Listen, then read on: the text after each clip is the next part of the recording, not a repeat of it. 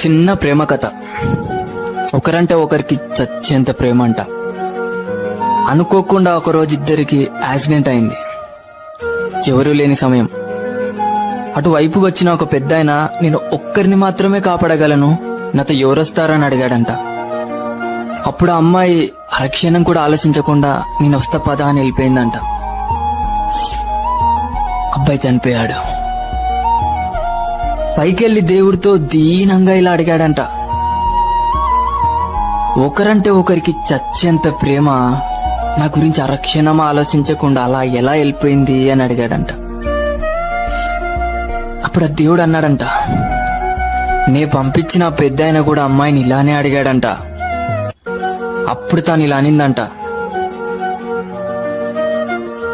నేను చనిపోతే వాడు జీవితాంతం ఏడుస్తూ నరకం చూస్తాడు, నాకు అది తెలుసు. తిక్కుండగా నరకం చూస్తుంటే నీ స్వర్గంలో ఎలా సంతోషంగా ఉండగలను, అందుకే ఆ నరకంని తీసుకొని స్వర్గాన్ని వానికి ఇవ్వాలనుకున్నా అనిందంట.